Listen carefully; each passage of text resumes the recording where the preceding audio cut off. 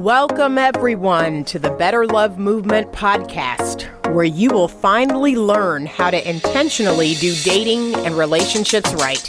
My name is Anita Stoudemire, and I'm a licensed professional therapist and your personal love mentor. I've worked with thousands of singles and couples, giving them the skills needed to attract and keep the amazing love they desire. It's my heart's work to help people to get the skills needed to not only become the very best versions of themselves, but to help them grow and evolve emotionally and relationally. You can absolutely have the romantic relationship of your dreams. Come and let me show you how.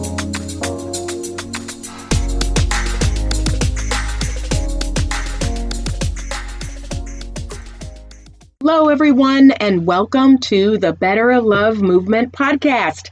My name is Anita Stoudemire, and I am a licensed professional therapist who specializes in couples counseling.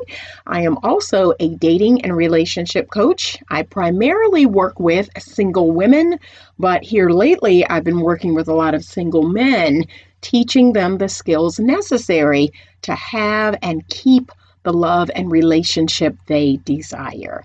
I am most passionate about this subject, as anyone who knows me knows, and I am here for you to help you in navigating the dating and relationship waters that we find ourselves in here recently. So I'm not even sure, honestly, what week we are in. I want to say it's week 9. But truthfully, you all, I have completely lost track. I have just completely fallen into this coronavirus pandemic nightmare, and I have lost track of time. I don't even know what week we're in, but I know it's been over 2 months since we have been on a self-quarantine, shelter-in-place order, at least here in Virginia, where I live.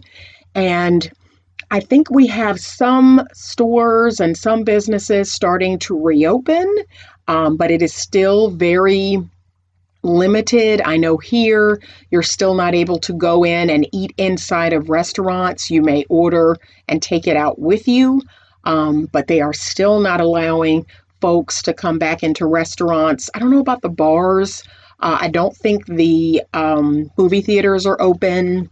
And I think the barbershops and the nail salons have just started to open. So we're just starting to see some movement here in the state where I live in. But I hope wherever you are, that you are safe, you're healthy, you are doing what you need to do to stay that way. But here's the thing I've been sharing with folks, and this is, a little off the beaten path of dating and relationships, but it's all about mindset, which is something I'm really passionate about. And I've just been telling people, your mindset about all of this is really the most important thing. So you do not want to fall into a mindset of being fearful. You do not want to fall into a mindset of feeling consumed by all this information with regards to the pandemic and the virus and all things corona.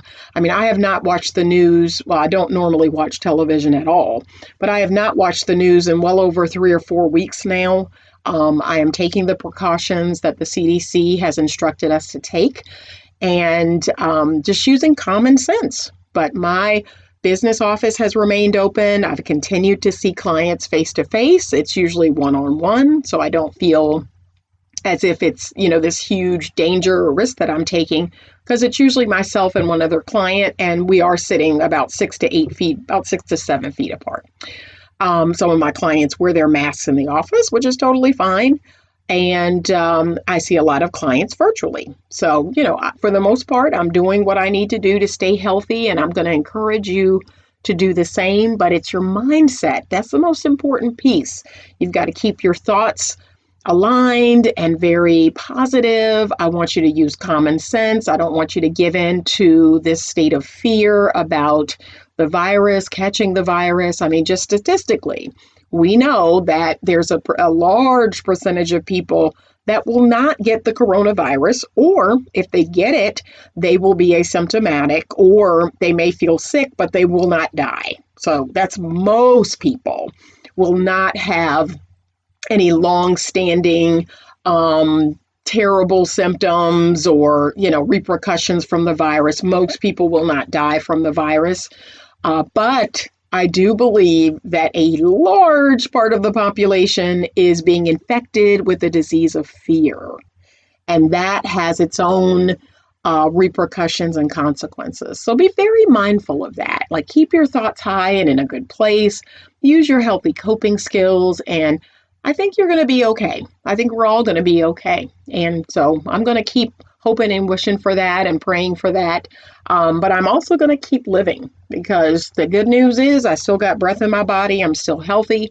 And so I'm going to enjoy each and every single day while I'm here. So I say all that to say I wanted to encourage you to just stay hopeful and stay positive. But we are going to move on to today's episode. So today is episode number 79. And I got this episode idea from a Facebook group that I'm in that is all about women leveling up and becoming their very best self. And a lot of these women in the group are becoming more hypergamous. And I did a podcast episode. I'll have to link into the show notes that podcast episode on hypergamy. And a lot of women are starting to embrace this more and more. But what I think is really a positive and is awesome is that a lot of women are just seeking to be their very best. Like, they are recognizing that how they're living, what they are accepting from people, and not just men, like everybody, that it's not good. It's not their best life, their best self. And so they're really working on staying positive, staying focused, and just becoming their very best self. So we're going to talk a little bit about that today. In this episode, we're going to talk all about just the level up journey. So this episode is entitled, Starting Your Journey to Becoming a Feminine Energy Woman. And I do believe for a lot of women, that is a level up journey, in the sense of, for those of us who have been so deeply entrenched in a masculine mindset, like, we now have to, it's almost like if you were living in Florida and you wanted to get to New York, but you started on the journey, on the road to Seattle, Washington, and you're like way across the country, like almost in Seattle, but femininity and your feminine, mindset is in New York City. And that, boy, you've got to backtrack. You've got to now go back or cross the country again to get to this feminine place where you want to be. And so I'm going to share a little bit about my story. I'm going to give you all the areas in which I want you to focus on. If you are new to this feminine energy journey, or if you're on a level up journey to becoming your best self, I'm going to talk about a lot of different areas in which I want to see you start to improve in, to make improvements in, and to start focusing on. Because it's not even just one thing. A lot of the women that I coach, they think that being a feminine energy woman, becoming a feminine energy woman, is about how they look, how they dress. It's deeper than that. It's more than that. So I want to give you like lots of different areas in which you may finally embrace this side of yourself. And the reason why I am so super passionate about becoming a feminine energy woman, if you are a modern day woman, is because I truly, truly believe that is where everything you want lies. That's where all the good stuff is. So instead of feeling worn out, feeling completely overwhelmed, feeling tired, feeling just completely depleted, feeling frustrated and confused, all the negative feelings that a lot of women tell me they feel, I believe it's because they are so deeply on the side of their masculine energy. And that is not a normal, natural state for a feminine energy woman to be in. It's a state that a lot of women are pushed into And I'll tell you a little bit about my journey. I believe I am naturally a very feminine energy woman, raised by a bunch of other feminine energy hypergamous women. I come from a long line of hypergamous women. And so my mother, her sisters, her mother, and her mother all are very, naturally feminine energy hypergamous women. They allow the men in their lives to show up as men. They lean back. They have high expectations of the men in their life. And so at no point are they ever caught in situations where they are accepting a man who they don't respect. They are not accepting a man that they're taking care of. They are not engaging with men who cannot provide or protect a life or lifestyle for them and their children. They are not seeking to control everything in the relationship. They are not paying for everything. They're not doing everything. Like, that's most of the women. I think I have one aunt who is very comfortable in her masculine energy. The rest of them are all feminine energy women. And that is where they are most comfortable. They have all been married a long time. They have all completely leaned back and accepted the role of the feminine. And they have all greatly benefited from that. They have all married men who were providers and protectors, men who had no problem with paying all the bills. And all of my aunts, my mother, grandmother, they all worked. They all had, hopes and dreams and careers of their own. And yet they were with men who provided and protected for the family. And it wasn't even a thought in their mind not to do that. They never once, approached them with the 50-50 or any of that. Like, none of that is even a thing. And so it was no surprise to me after going through my 20s and, kind of being in my masculine energy, kind of exploring and kind of, just dating and seeing what types of men I liked and what types of men I didn't. But for the most part, even in my 20s, in my very masculine way, I still could see that I was not interested in taking care of a man. Like, I still didn't do that. I was not interested in a man that was like a complete pushover, a man that I didn't respect. Like, none of that appealed to me. Even though a lot of my behaviors were masculine energy, for the most part, that's how I know at my core, I am a feminine energy woman, because there were still a lot of things that I just was not interested in entertaining.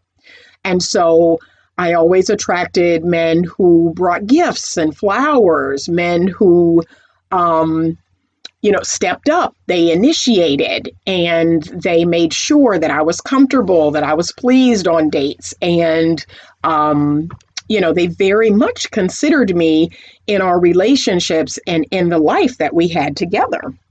So this has kind of been something that's always been a thing with me, even though, I dabbled with masculine energy a little in my 20s. But for the most part, I've always felt most comfortable in my feminine energy. So it's no surprise that I chose and married someone who was completely comfortable with being the sole provider of our home, financially and otherwise, who had no problem with protecting and providing for our home. And so the agreement was that after my then husband graduated from medical school, that he would do his residency, I would start having children, and I would stay at home with those children. And that's exactly what I did. And so I stayed at home with my children for about 12 or 13 years. And although I did have a few ways of generating income, and that's just because of who I am, I just like having my own money, and I had no problem with asking for money from my husband or receiving a stipend every week. That was a system that we set up. But there's just something about generating your own income, and that is definitely who I am. That's my work ethic. I've worked since I was 13, 14 years old. So that was something I definitely was used to doing. And I would find ways. I would dibble dabble with different ways of generating income. It wasn't a lot of income, but, it was enough for me to be able to say I made some money of my own. And, I didn't have to ask my husband all the time for every little thing that I needed, but I had no problem with asking him. And he had no problem with providing it. And we set up a system where I received a stipend every week for myself, my personal needs, the children's needs, the food in the house, or anything else that we needed. And so that was a very comfortable role for me for many, many, many years. However, after my divorce, I was thrown into a arrangement that was basically, myself as a single mother. And at that point in time, I was not living in the same state as my ex-husband, and I still am not. So I moved to Virginia and brought my 3 children with me. I received assistance from my mother, but for the most part, it was me as a single mother raising my children and him visiting maybe twice a month to see the children. And so a lot of responsibility with regards to the children, with regards to the house that I was renting. And, at some point, at that point, having to work and being in school, a lot of decisions fell on me. I had to do a lot of things for a lot of people. So I had 3 little people that I had to make decisions for, and I had to make decisions for myself. And so I was thrust into my masculine energy, because that's the energy that gets things done, right? And so I hear this so often from my single mothers, that they are so deeply entrenched in this masculine energy because they are single mothers, because they have to work and provide financially, whether it's the child's father does not give them any child support or is not financially contributing in any way. Whether he's, visiting or not, he may not even be around. So 99% of the childcare and the decisions that need to be made and the things that need to be done in the home and everything else are decided by you, the single mom. So it's no wonder that you would fall into this trap of masculine energy. And for some of us, we've been here for many, many years. I divorced 17 years ago. So that is a long time to be the sole decision maker in my household.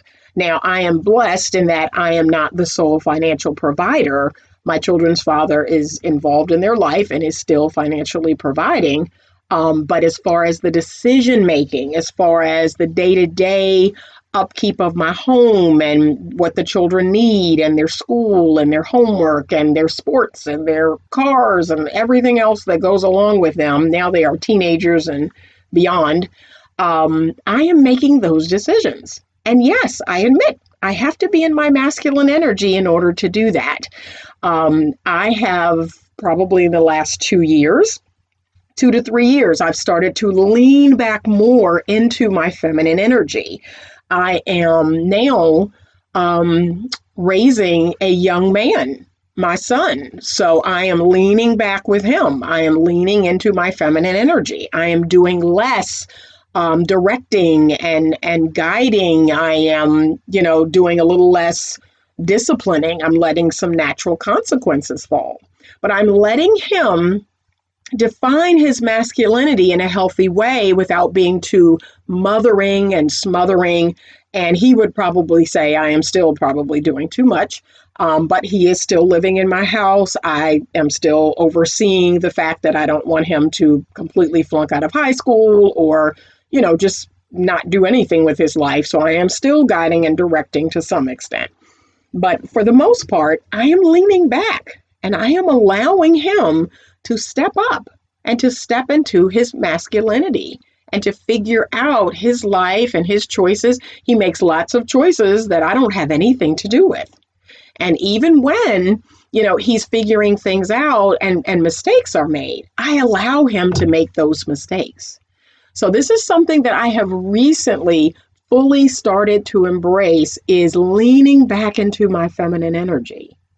And I have dated in the last 17 years.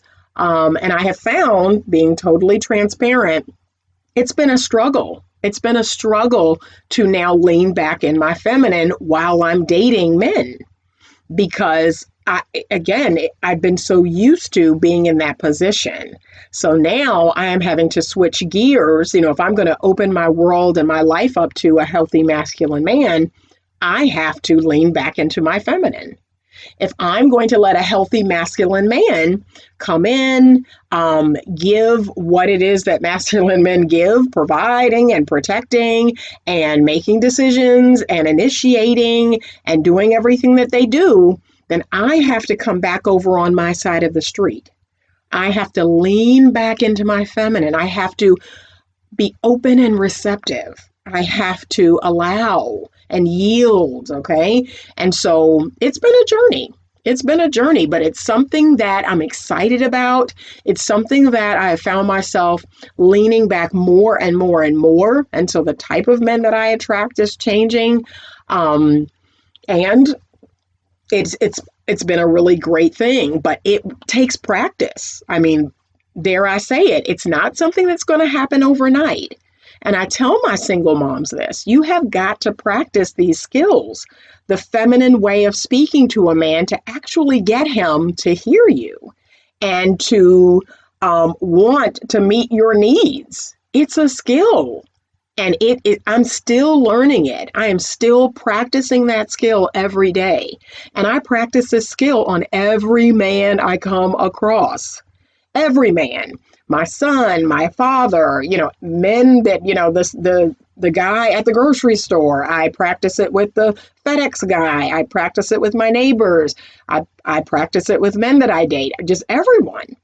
And it's going to take practice. So I want to encourage you, if you're a single mom and your story's like mine, you've been a single mom for a long time, you've had to do it all, make all the decisions, be in your masculine energy to get things done, because yes, that is where you use your masculine energy.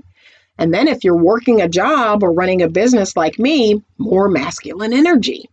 That's what it takes to do those things well. So I understand. And I completely empathize with so many of the single moms who come to me and say, if I just lean back in my feminine, nothing will get done. I agree. But now I have developed a switch. I have a little switch inside of me that I'm able to turn on and off, or from masculine to feminine. And so again, it takes practice to do that. When I am working in my business, when I am working with my children on picking colleges and, getting things done here around the house, or if I need to hire someone to do work in the yard or anything that requires my masculine energy, I put that hat on. And then when I am relaxing, when I am pampering myself, when I'm traveling, when I'm on a date, when I am in a relationship, I take that hat off.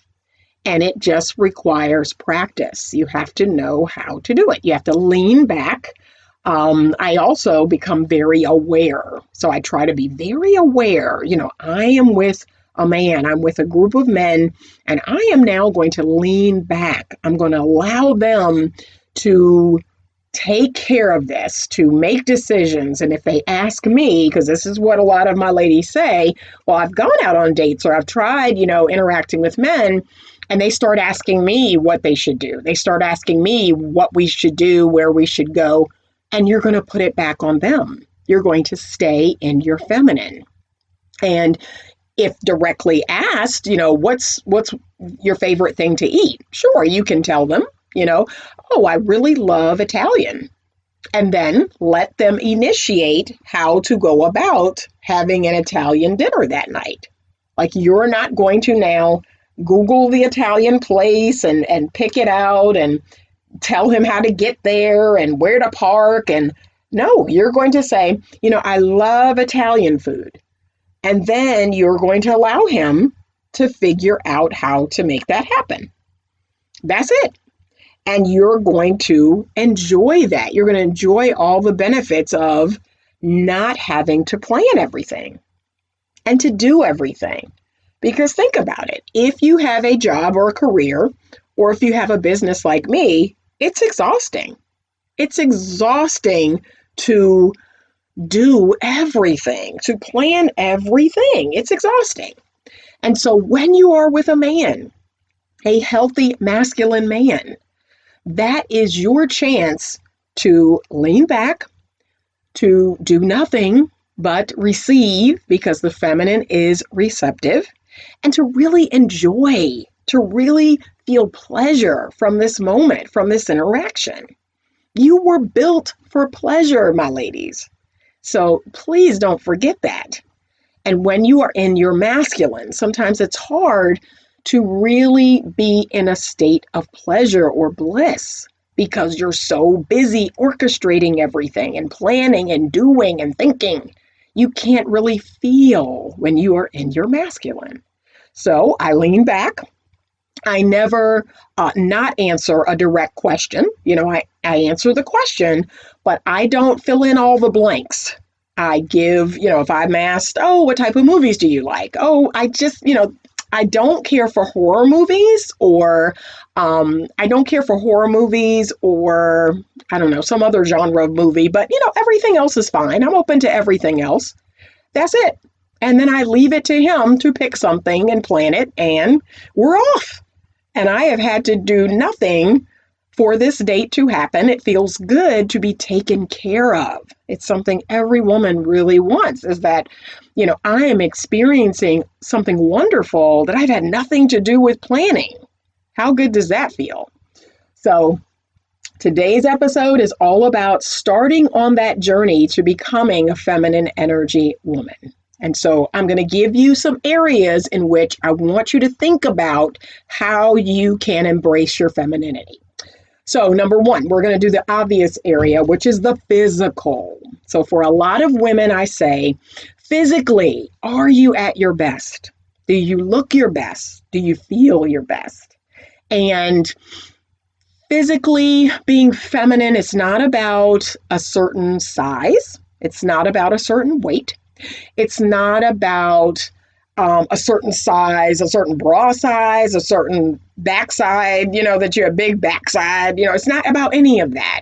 It's really about, do you feel your best? Here's one way I would say to my feminine energy ladies, or those who are becoming. When you take off all your clothes, or right before you get into the shower, if you have a full-length mirror in your bedroom, I want you to look at your body. And when you're looking at your body, do you want to cringe? Do you feel embarrassed? Do you feel awkward? Do you feel unsexy? How do you feel when you look at your body? That's telling you something. And that may be the gateway to, okay, what needs to happen for me to take off all my clothes and really feel good about what I see? And so for so many ladies, that looks like, going on a fitness program. I am a nut when it comes to fitness, and I'm on the other side of 50. So I am a big believer in that you are never too old. And I have a lot of friends who kind of believe that once they hit a certain age, that it's just too late, right? It's just too late. You're going to gain weight. That's just the way it is. Or if you've had children, that's just the way it is. I disagree. I don't think that's right. I think that every woman can maintain a healthy stance in their body, can feel good about their body. That's whether you've had children, whether you're over a certain age, you can make the necessary changes to feel good in your body.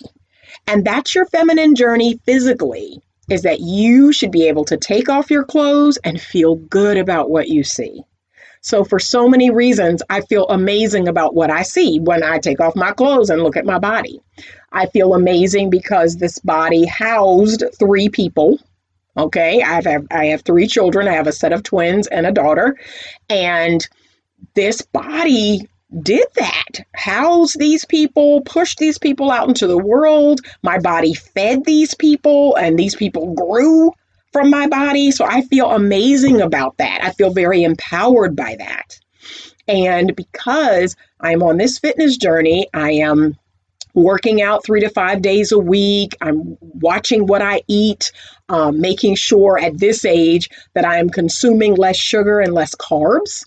I am beefing up the protein. I am utilizing weights. I am walking. I am using the machines I have here at home. I am on different exercise programs. I have different video programs. And I am doing what's necessary to feel really good in my body.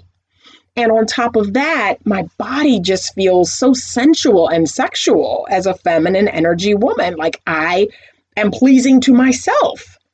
forget a man, I am pleasing to my own eye. That's the journey that you've got to go on physically, is you've really got to feel good about your body and all the ways that your body serves you. Okay? So love your body, treat your body well. What you put into your body, how you move around or don't, all of that is telling us how you feel about yourself. Okay? You only get one. So you've got to take really good care of it. Some women ask me how I feel about plastic surgery or people, using surgery to alter their body. That is your personal choice. Lots of women do. I believe that's your personal choice. God knows if I had an extra $15,000 laying around, I might get a tummy tuck, because that is my problem area. It always has been. Again, I have housed 3 people in my body, but that's not something I'm looking to do right now. But, hey, if I had an extra 15,000, I might, 15, 20,000. So do what you need to do to feel good in your body, to feel sensual and sexual, to feel the pleasure of your body, to feel confident in your body. Okay. Second area is financially. So financially, your journey to becoming a feminine energy woman is all about maintaining your lifestyle, whatever that lifestyle is. And everybody's lifestyle is different. Some women are what we call, the high value women. They like nice things. They like expensive things. They like to go on expensive trips and buy bags and shoes, and, they like beautiful clothing. And so whatever that lifestyle is financially, right now, I want you to be able to provide for that. What I don't believe is feminine is a woman basically requiring a man to fund her lifestyle. Now, this is just me. There are lots of women out here that see nothing wrong with doing that, and they believe that, okay, if you're going to go out here and engagement or date, that they should fund your lifestyle. There's the whole sugar daddy, sugar baby thing. There's lots of different stuff out there. That's not something I'm going to promote. I'm going to promote that as long as you're single, you're taking care of yourself, you're funding your lifestyle, whatever that may be. And guess what? Even if you enjoy $500, $600 bags or $1,000 shoes, if you are not able to comfortably afford that on what you make, then I want you to live within your means. I want you to find ways to look amazing on your budget. And it is possible. I've done it my whole life. And I love beautiful things. I am a classic INFJ. That's one of the things about us. We love beauty and quality. We'd rather have one amazingly beautiful pair of shoes that we can wear in lots of different situations that cost $600-$700 than have 20 pair of cheap shoes. I love quality, beautiful things. And yet I am going to find ways to do that within my means. I am not going to be shoe broke or purse broke or clothing broke or, car broke. I'm not going to drive a Range Rover and live in the worst part of town. I'm not going to do that. For me, my home is everything. So I spend lots of money on my home. I live in a nice part of town, and I'd rather drive a car that isn't a high-end vehicle and drive to a neighborhood that I feel safe in and drive up to a home that is amazing. That is my situation right now. I have, my dream car that I'd love to purchase, but that isn't the case right now. I am paying down debt. I am living within my means. I have 3 children that are about to go off to school. So I have a big school bill coming.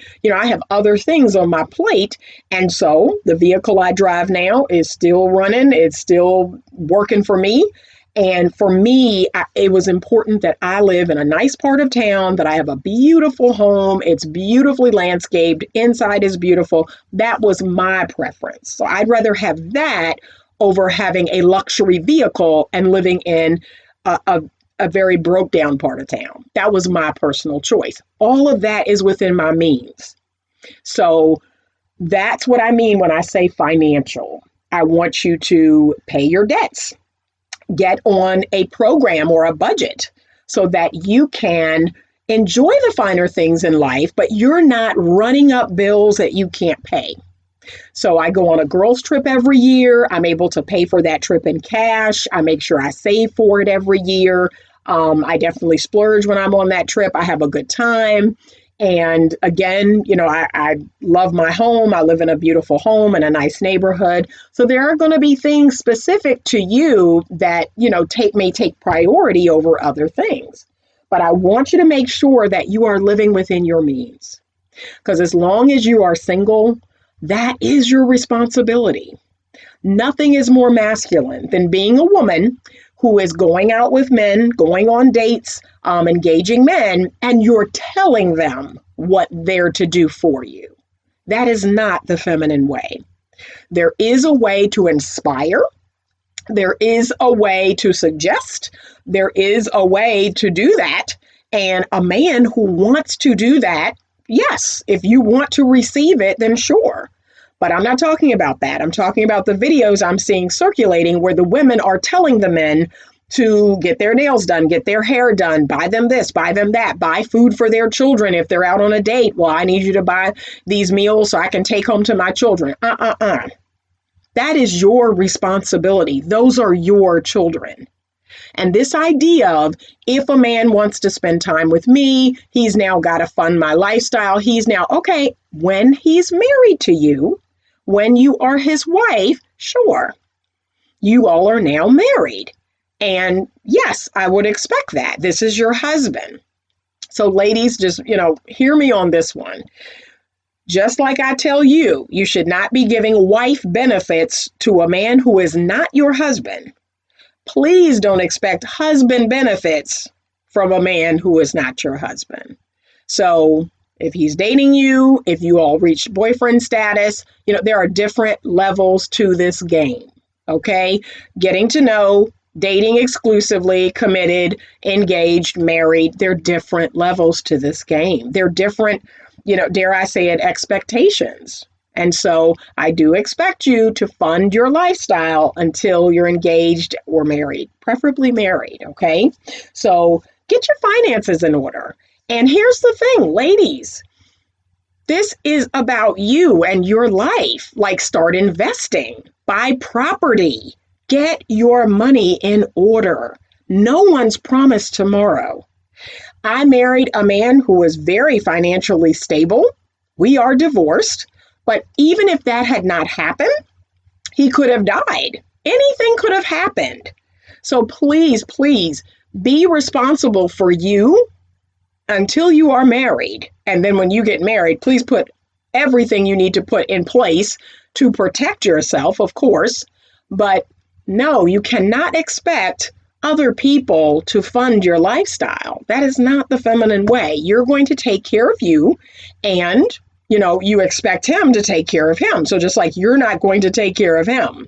But if he wants to give you things, and remember, a healthy masculine man wants to give and do. We are not going to turn anything down. We are not going to reach for the check. We are not going to ask to pay half. We are not going to do this tit for tat when it comes to dating and paying, or we're not going to, give and do and buy things without him asking. We're not going to do any of that. But a healthy masculine man wants to give to you. He wants to do for you. So you're going to allow that to happen. You're just not going to dictate it in a very masculine way. But get your finances in order, okay? Okay, 3, let's talk a little bit about mental and emotional, okay? And this basically looks like healing, okay? If I could use one word for that, it's healing. You're going to do the work to heal the wounds from your past, whether those wounds are from childhood, your caregivers, your family members, or those wounds are from relationships you've been in, friendships, romantic relationships, maybe church hurt, whatever hurts you have experienced, you need to do the work. That is your individual work. No one was put on this planet to meet your needs. That's your job. And so healing, if I could use one word for mental, emotional, getting that whole area right, that's a part of your feminine energy journey, is healing the abandonment wounds, healing the, I got trust issues. I've talked about that before. Trust yourself.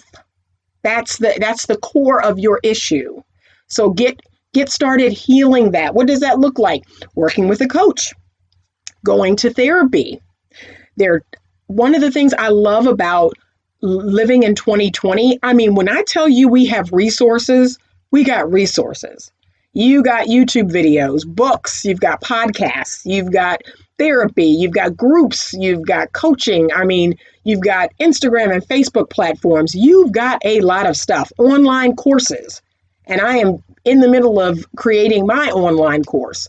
So I'm going to keep you posted about that. I'm going to keep you updated on that. But you've got so much information. There's no excuse as to why you can't begin the journey to healing and really loving yourself and liking yourself. So many people, when I say self-love, oh, I love myself. But do you like yourself? Do you approve of and accept yourself and everything about you? That's a journey in and of itself to go on. So getting that straight, focusing on that for however long you need to focus on. I've been focusing on it for almost 30 years. That journey never ends for me, but I digress. All right. And then spiritually, number 4, spiritually. And this to me looks like doing ego work.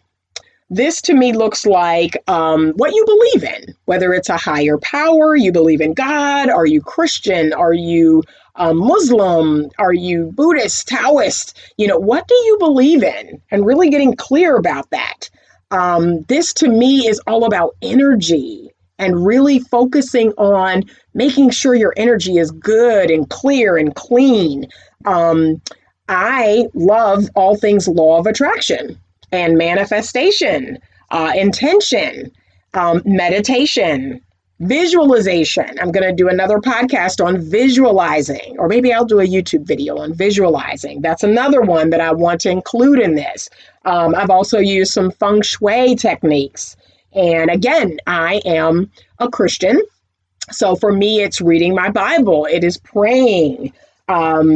It is making sure my karma is clean, doing that type of work, just making sure energetically I am vibrating at the highest level possible. And this is not something that is static. Like, this is constantly going up and down. And I encourage you to become very aware of where you are energetically, where you're vibrating energetically, so you can get clear and clean about that. Okay, but that's your spiritual work to do. Whatever that means to you is spiritually, there's a journey we all need to go on. Okay. Also, educationally or personal growth. And this is a part of your mental and emotional, where you're just trying to grow. You're trying to learn about yourself and about others. This is about the emotional intelligence and just learning all there is to know to be a better you, and being very cultured, having a wide base of knowledge on a lot of different subjects. This is a part of your journey. So thinking about that. There is a level up perhaps to your living environment. So your home, your apartment, your condo, your car, you want to make sure these things are they're like symbols of your entire journey, right? So making sure that they are clean and uncluttered, making sure that there's beauty. That is so, so important to me as a feminine energy woman. I love things that are beautiful. I have flowers all on the outside of my home. I have plants on the inside of my home, beautiful colors. I have paintings and artwork, I really love all things beautiful. I love candles. I have candles in every room, and pictures of my family, and all kinds of just wonderful things to look at, that when I look at them, they make me feel good. So part of this journey of becoming a feminine energy woman is just all of this. It's all encompassing, making sure that our space, our living environment, our home, our car just makes us feel good. That's the point and purpose of this. So you've got that. You've got your hobbies and your interests. The feminine energy woman has things that light her up, that excite her when she does them. So whether that's watching shows or knitting, for me, it's gardening and working out and my pets. I like to read and I like to write. I like to create things. I like to do all kinds of things. I have all kinds of interests. I love music. So your hobbies and your interests, you should have at least 2 or 3 hobbies or interests that you are actively pursuing. That is something that you do. And again, these things should make you feel really good. You should feel passionate about them. So that's a part of it too, your hobbies and your interests. And that's just sitting down. And if you can't think of anything right now, think of something you might like to try. One of the things I thought I might like to try, because my children, all 3 of them, are very artistic, was painting and drawing. And I found out very quickly that was not something that made me feel super duper good. I am not really great at it. I don't consider myself to be very artsy when it comes to painting and drawing. They are amazing artists, and we have their art up all over the house. I'm just not that good at it. So that really wasn't my thing. I created this whole room. We have a room in our house. It's called the media room, where we have like art, and we have, there's music, and the computers are in there, and all the arts and crafts and all that good stuff. The printer's in there. All that good stuff is in there. And we got an easel, and I was like, yeah, this really isn't my thing. This is not something that lights me up. I don't look forward to doing this. But whatever that thing is, at one point I loved photography. That was my thing. So you should have 2 or 3 hobbies or interests that you are actively developing. That's something that you look forward to doing, and you should be doing them. This is all a part of creating this life, this wonderful life that excites you, this interesting life that makes you so attractive to other people. So that's a part of it too, your hobbies and your interests. Okay, did I get everything? Let's see. I got the physical, I got the financial, I got the mental, emotional, I got the spiritual, I got the educational, personal growth. We talked about hobbies and interests. We talked about your living environment. Lastly, let's talk about your relationships. What do we need to do to level up in that area? Okay, in a word, boundaries. You need to take the time right now to set some boundaries. And remember, when we're talking relationships, it's with everybody. This is not just with romantic partners. This is with your children. This is with your family members, your mother, your father, your brothers and sisters, your aunts and uncles, your grandmother and your grandfather. Who else? Cousins, girlfriends. We have some girlfriends that we need to set stronger boundaries with.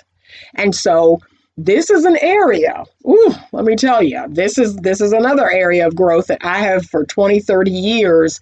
I've been growing in and learning how to set healthy boundaries with people, learning how to say no comfortably. Now I'm very comfortable saying no, but it took a period of time. As a recovering codependent, I had a lot of dysfunctions within my relationships. And so that has been 22, 23 years now of learning how to soothe my anxiety when I tell people no. And honestly, that's all that's happening. If you are struggling to set healthy boundaries with people, it's simply because the anxiety that comes up in you when you can't say no, or when they want something and you don't want to do it or don't want to give it, it's that feeling, that anxiety that you have got to manage. You have got to self-soothe. You have got to walk through it. That's the only way, just like we're practicing our feminine energy skills. We've got to practice self-soothing. We've got to practice being able to set healthy boundaries and then manage our feelings about it. That's our job. So the more you do it, trust me on this, the better you're going to get at it. So get started. Start managing those relationships in a healthy, functional way. So many of us, most of our relationships are dysfunctional. Like we don't know anything else, but here's where working with a coach or a therapist can be very helpful to you. So relationships, that's another area for sure that is a part of your feminine energy journey, is really focusing on yourself, putting yourself first. And I know just saying that brings up anxiety in people. But remember, I call it being self-interested. It's what's in between being selfish and selfless. Being self-interested says, I am going to consider myself while considering others. So I'm not just going to do what others want me to do and focus on what others want and their needs and their desires. And I'm not just going to focus on myself and what I want and my needs and my desires and not think about other people. I am going to do what's right in between. I am going to be self-interested. I'm going to check in with myself first, and then I'm going to consider others. So there is some compromise, some give and take there. But I am not going to exclude myself in this conversation of what we need. I have needs, you have needs, and I'm going to consider all of that. That is the goal, that balance, that healthy balance between ourselves and others. Okay, that's the most important piece. Let me see if I got everything. Lastly, if I could add anything else, because I'm kind of doing this on the fly, I would add communication. Feminine communication skills. Oh, this is so needed. I can't say enough about feminine communication skills, period. But feminine communication skills, if you're going on this feminine energy woman journey, which is learning how to communicate with others in a feminine way, in a way that actually gets you heard, in a way that actually gets most of your needs met. That is what's so amazing about feminine communication. It works. It works. And again, it's something you'll have to practice. It's a skill you have to do over and over and over. You have to reach for it over and over and over. It is not, especially if you've been deeply entrenched in masculine energy, it's not going to come natural. And dare I say, based on your childhood, how you were raised, and your relationships, again, this all may seem foreign to you. Just learning how to communicate in a way that is feminine and that is, open and receptive, that is vulnerable. Ooh, that's a scary word.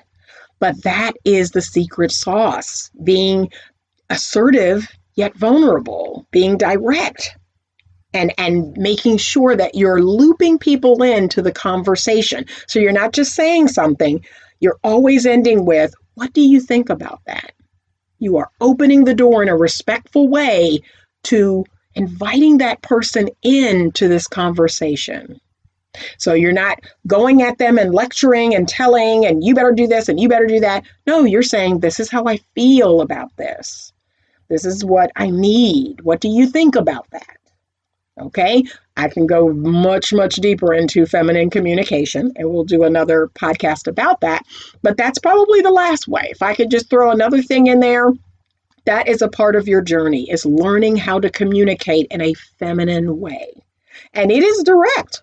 It is assertive, right? We use words initially, and then after that, we use actions. So, but yeah, it's sweet. Oh my gosh, it is sweet and kind.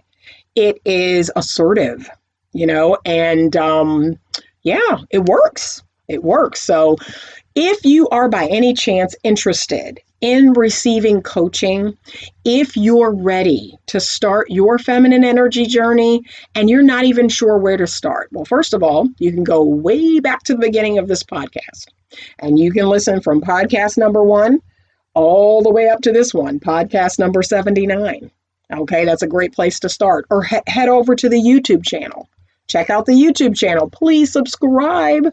Please like. Please share. And start getting information. Remember, this is 2020. There's tons of information out there about this. But if you'd like a more detailed, personalized relationship working with a coach, I would love to work with you. I would love to talk with you over Zoom or Doxy or Skype or the telephone or FaceTime. I mean, we got a lot of options, and get you started on this journey. I work with so many women. I work with women in my therapy practice. I work with women in my coaching practice, and it has made my heart smile to see their progress. Last year, I had 5 clients get married to good, healthy, masculine men. Oh, I got invited to 3 of their weddings. So, I mean, nothing makes me happier than to see a woman have the life she really wants and to have that good, healthy, masculine man, and to not even have to do half of the stuff, like that she's normally doing to get it. Because remember, what you're doing at work, what you're doing at school or with your kids, yes, that may be effective in that realm. It does not work in relationships like that. It does not work with healthy masculine men. There's a switch that you have to kind of toggle back and forth, and you have to know how to do that with grace. So that's another thing that you can learn from working with a coach. Working with me, I can teach you about that switch. So if you're interested in that, please reach out to me on the website, www.betterlovemovement.com. Head on over to YouTube. Please subscribe and hit that bell icon so it can let you know when new videos are up. Follow me on Instagram. There's a whole lot of totally different content on Instagram and IGTV and the Facebook page, Better Love Movement. I thank you so much, ladies, for joining me. And as always, stay open to love. Thank you for listening to today's podcast episode.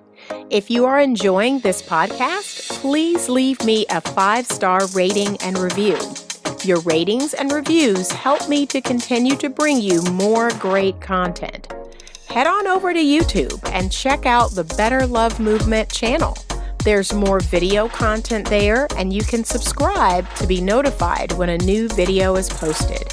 If you have a question that you would like to have answered on the podcast or in a YouTube video, please send it to me at info@betterlovemovement.com. You can also connect with me directly on the Magnify app to have your dating and relationship questions answered. That's MAGNIFI, and it's available on iOS and Android. You get your first 5 minutes for free. So give me a call and let's chat.